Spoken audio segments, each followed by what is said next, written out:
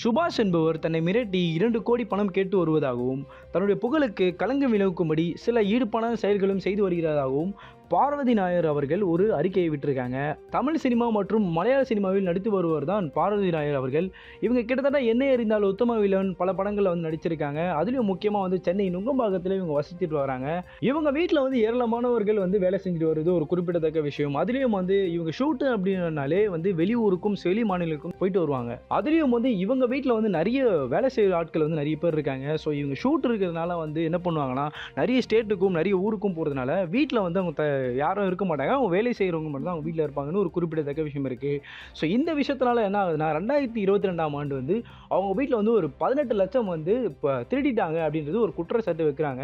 So அதில் வந்து முக்கியமாக வேலை செய்பவரில் வந்து சுபாஷ் என்பவர் தான் வந்து அவங்க மேலே வழக்கு போடுறாங்க. அதாவது சுபாஷ் மேலே தான் வந்து பார்வதி நாயர் அவர்கள் வழக்கு போடுறாங்க. இவர் தான் வந்து திருடிட்டு போயிருக்காரு, அதாவது 18 லட்சம் வந்து இவர் தான் எடுத்துகிட்டு போயிருக்காரு அப்படின்னு சொல்லி சொல்கிறாங்க.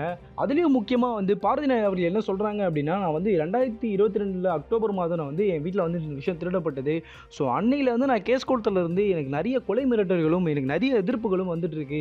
நான் வந்து நிம்மதியாக என்னால் வாழவும் முடியல, நான் ரொம்ப மன உளைச்சலுக்காக ஆளாயிட்டேன் அப்படின்றதையும் சமூக வலைதளங்களில் சில போஸ்டாகவும் அவங்க பார்வதி நாயர் அவர்கள் போட்டுட்டு வருது ஒரு குறிப்பிடத்தக்க விஷயமா இருக்கு.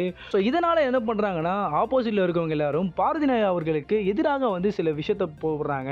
ஸோ இதனால் என்ன பண்ணுறாங்க அப்படின்னா வந்து சுபாஷ் என்பவர் வந்து பார்வதி நாயர் அவர்களுக்கு ஆப்போசிட்டாக வந்து நிறைய வந்து அவங்களுடைய தப்பான ஃபோட்டோஸையும் சரி, அதுவும் வந்து ஆபாசமான ஃபோட்டோஸையும் தவறான வார்த்தைகளையும் சொல்லி அவர் வந்து ஒரு இன்டர்வியூவும் கொடுக்குறாருன்றது ஒரு சொல்கிறாங்க.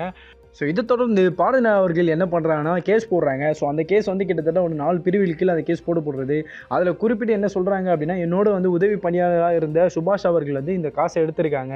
அவங்க வந்து என் கூடயே இருந்து என்னை பற்றியே தவறாகவும் பேசியிருக்காங்க. அதாவது நிறைய இன்டர்வியூஸ்லையும் சரி, என்னை பற்றி குற்றச்சாட்டும் விதமாக வந்து என்னுடைய ஃபோட்டோஸையும் சரி, என்னுடைய வீடியோஸும் சரி, என்னுடைய பர்மிஷனே இல்லாமல் நிறைய விஷயத்தை வந்து சமூக வலைதளங்களில் வந்து போஸ்ட் பண்ணியிருக்காங்க அப்படின்னு குற்றச்சாட்டாக வைக்கிறாங்க. ஸோ இந்த கேஸ் போட்டதுனால அதுக்கப்புறம் என்ன சொல்கிறாங்கன்னா, பார்வதி நாயர் சைடில் இருந்து பார்வதி நாயர் அவர்களுக்கு எதிராக வந்து இந்த விஷயத்தை பேசக்கூடாது அப்படின்னு ஒரு தடை ஒன்று போட்டிருந்தாங்க, இடைக்கால தடை போட்டிருந்தாங்க.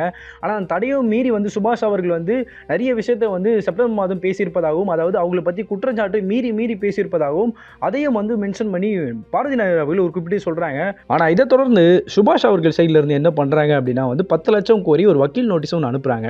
ஸோ அந்த வக்கீல் நோட்டீஸில் என்ன சொல்கிறாங்க அப்படின்னா வந்து, இந்த பணத்தை நீங்கள் கொடுக்கல அப்படின்னா வந்து உங்கள் மேலே சிவில் மற்றும் கிரிமினல் கேஸ் போடுவோம், அதனால் வந்து உங்களுக்கு ஆப்போசிட்டாக நாங்கள் பண்ணுவோம், அதுவும் இல்லாமல் நீங்கள் வந்து ஜாதி பாகுபாடுனால தான் இந்த விஷயத்தை பண்ணியிருக்கீங்கன்னு சொல்லி நாங்கள் அதுவும் இது பண்ணுவோம் அப்படின்றது குற்றச்சாட்டை வைப்போம் அப்படின்றதையும் வந்து சுபாஷ் தரப்பில் வந்து சொல்கிறாங்க. ஆனால் வந்து பார்வதி நாயர் அவர்கள் என்ன சொல்கிறாங்க அப்படின்னா வந்து, உண்மையில் வந்து நான் சுபாஷை வந்து எந்த ஒரு ஜாதி பாகுபாடும் நான் பார்க்கல, இது வரைக்கும் அவர் என்ன ஜாதின்னு கூட எனக்கு தெரியாது அப்படின்றதையும் பார்வதி நாயர் அவர்கள் குறிப்பிட்டு சொல்கிறாங்க.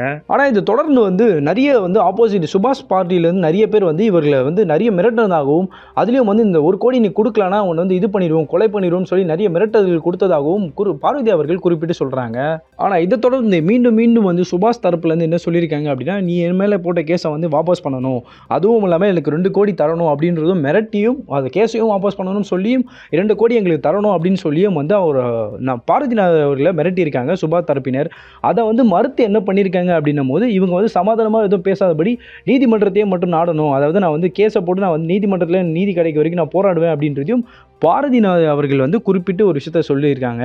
நான் பட வாய்ப்புக்காக வந்து சென்னையில் வந்து தங்கிட்டு இருக்கேன், ஸோ எனக்கு இப்படிப்பட்ட கொலை மிரட்டுகள் விடுறாங்க, ஸோ இதுலேருந்து எனக்கு வந்து பாதுகாப்பு வேணும் அப்படின்னு சொல்லியும் பார்வதி நாயர் அவர்கள் ஒரு குறிப்பிட்டு சொல்கிறாங்க. இதை தொடர்ந்து என்ன சொல்கிறாங்க அப்படின்னு பார்க்கும்போது வந்து, நிறைய விஷயம் எனக்கு மிரட்டிகிட்டே இருக்காங்க, இவங்க தரப்பில் வந்து எனக்கு நிம்மதியே கிடைக்க மாட்டேங்குது, அதாவது சுபாஷ் தரப்புலேருந்து எனக்கு நிம்மதியே இல்லை, நான் இன்னும் வந்து நிறைய கஷ்டங்களையும் அச்சுறுத்தலையும் தான் ஃபேஸ் பண்ணிகிட்டு இருக்கேன் அப்படின்றதையும் அவர்கள் குறிப்பிட்டு சொல்கிறாங்க. ஸோ இது வந்து எனக்கு இன்னும் வருங்காலத்தில் வந்து இந்த மாதிரி தொல்லைகள் இருக்கக்கூடாது, ஸோ பொதுமக்கள் வந்து உண்மையை புரிஞ்சுக்கணும், என் மேலே எந்த தப்பும் இல்லை அப்படின்றதையும் பார்வதி நாயர் அவர்கள் குறிப்பிட்டு சொல்கிறாங்க.